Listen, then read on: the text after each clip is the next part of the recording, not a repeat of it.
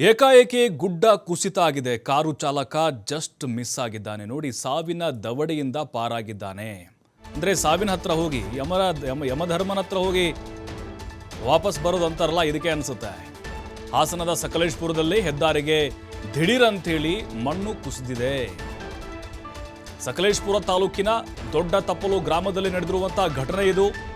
ನೋಡಿ, ಆ ಭಾಗದಲ್ಲಿ ಜಾಸ್ತಿ ಈ ಮಣ್ಣು ಗುಡ್ಡ ಕುಸಿತಗಳಾಗ್ತಾ ಇದೆ. ಸ್ಥಳೀಯರ ಎಚ್ಚರಿಕೆಯಿಂದ ಕಾರು ಚಾಲಕ ಪಾರಾಗಿದ್ದಾನೆ. ಮಂಗಳೂರು ಹಾಸನ ಸಂಪರ್ಕದ ರಸ್ತೆಯಲ್ಲಿ ಕೆಲ ಕಾಲ ಟ್ರಾಫಿಕ್ ಜಾಮ್ ಉಂಟಾಗಿದೆ.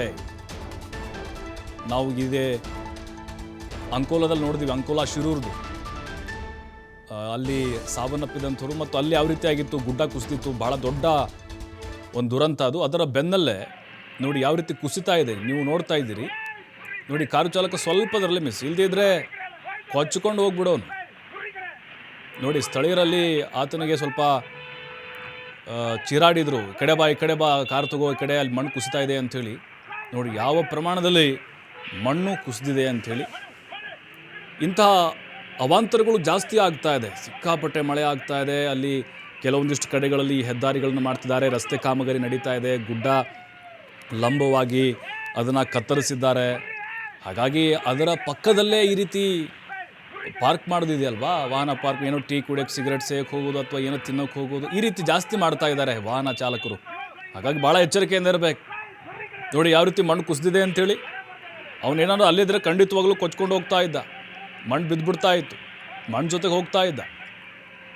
ಸ್ಥಳೀಯರು ಆತನಿಗೆ ಎಚ್ಚರಿಕೆಯನ್ನು ಕೊಟ್ಟರು.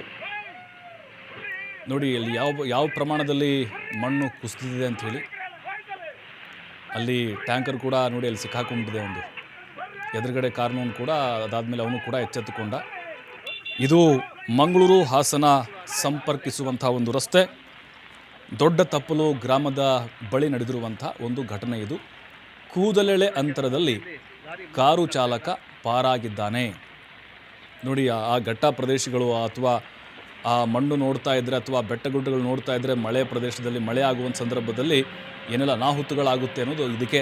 ಹಾಗಾಗಿ ಈ ವಾಹನ ಸವಾರರೇನಿದ್ದಾರೆ, ಆ ಬೆಟ್ಟ ಗುಡ್ಡಗಳ ಪಕ್ಕ ಅಥವಾ ಮಣ್ಣಿನ ಪಕ್ಕ ಅಥವಾ ಬಂಡೆಗಳ ಪಕ್ಕ, ಅದರ ಕೆಳಗಡೆ ಏನಾದರೂ ವಾಹನ ನಿಲ್ಲಿಸುವಂಥದ್ದು ಏನಾದರೂ ನೀವು ತಲೆಯಲ್ಲಿ ಇಟ್ಕೊಂಡ್ರೆ ತೆಗೆದಾಕ್ಬಿಡಿ.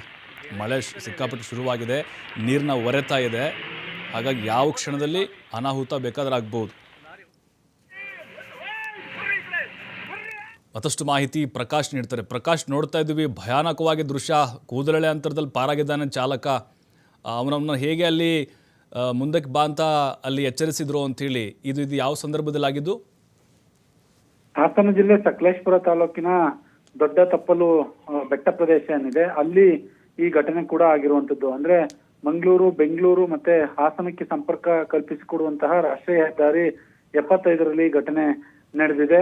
ಇಂದು ಸುಮಾರು ಒಂದು 3 ಗಂಟೆಯ ಸಮಯದಲ್ಲಿ ಆ ಮಣ್ಣು ಕೂಡ ಬೃಹತ್ ಪ್ರಮಾಣದಲ್ಲಿ ಮಣ್ಣು ಕುಸಿತಿರುವಂತದ್ದು. ಮಂಗಳೂರಿನಿಂದ ಬರ್ತಕ್ಕಂತಹ ಸ್ವಿಫ್ಟ್ ಕಾರು ಮತ್ತು ಇನೋವಾ ಏನಿದೆ ಅಲ್ಲಿ, ಮತ್ತೆ ಜೊತೆಗೆ ಒಂದು ಲಾರಿ, ಟ್ಯಾಂಕರ್ ಲಾರಿ ಕೂಡ ಈಗಾಗಲೇ ನಿಂತಿರುವಂತದ್ದು. ಆ ದೃಶ್ಯಾವಳಿಗಳಲ್ಲಿ ಸಂಪೂರ್ಣವಾಗಿ ನೋಡ್ಬೋದು. ಅಲ್ಲಿ ಆ ಮಣ್ಣು ಕುಸಿದಂತ ಸಂದರ್ಭದಲ್ಲಿ 2 ಕಾರುಗಳು ಕೂಡ ಅಲ್ಲೇ ನಿಂತಿರುತ್ತೆ.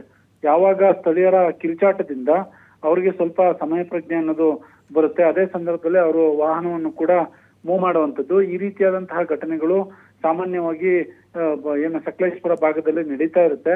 ಬಟ್ ಇದು ಒಂದು ರೀತಿ ಅದೃಷ್ಟವಶಾತ್ ಅಂತಾನೆ ಹೇಳ್ಬೋದು. ಯಾಕಂತಂದ್ರೆ ಕಾರು ಆ ಲಾರಿಯ ಹಿಂಭಾಗದಿಂದಲೇ ಕೂಡ ಪಾಸ್ ಆಗಿರ್ತಕ್ಕಂಥದ್ದು. ಅಕಸ್ಮಾತ್ ಆ ಪಾಸ್ ಆದಾಗ ಮಣ್ಣಿನ ಅಡಿ ಏನಾದ್ರೂ ಅಲ್ಲಿ ಸ್ವಲ್ಪ ಲೇಟ್ ಕೂಡ ಆಗಿದ್ರು ಸಾಕಷ್ಟು ಅವಘಡಗಳು ಕೂಡ ಈಗಾಗಲೇ ನಡೆದೋಗ್ತಾ ಇತ್ತು. ದೊಡ್ಡ ತಪ್ಪಲು ಬಳಿಯ ಎತ್ತಿನಹೊಳೆ ಕಾಮಗಾರಿ ನಡೀತಾ ಇದೆ. ಹಾಗಾಗಿ ಅಲ್ಲಿ ರಸ್ತೆಯನ್ನು ಅಗಲಪಡಿಸೋದಕ್ಕೆ ಸಾಕಷ್ಟು ಮಣ್ಣನ್ನು ಕೂಡ ತೆಗೆಯಲಾಗಿತ್ತು. ಮತ್ತೆ ಇದೇ ತರದ ಗುಡ್ಡ ಕುಸಿತ ಪ್ರಕರಣ ಆಗಿರ್ತಕ್ಕಂಥದ್ದು. ಸಕಲೇಶಪುರದಲ್ಲಿ ಇವತ್ತು 2 ಭಾಗದಲ್ಲಿ, ಒಂದು ರಸ್ತೆ ಭಾಗದಲ್ಲಿ ರಸ್ತೆ ಕುಸಿತ ಆಗಿರ್ತಕ್ಕಂಥದ್ದು, ಇನ್ನೊಂದು ಈ ದೊಡ್ಡ ತಪ್ಪಲು ಪ್ರದೇಶ ಏನಿದೆ ಅಲ್ಲಿ ಮಣ್ಣು ಕೂಡ ಕುಸಿತ ಆಗಿರ್ತಕ್ಕಂಥದ್ದು. ಪ್ರಭು, ಥ್ಯಾಂಕ್ ಯು ಪ್ರಕಾಶ್ ಮಾಹಿತಿಗಾಗಿ.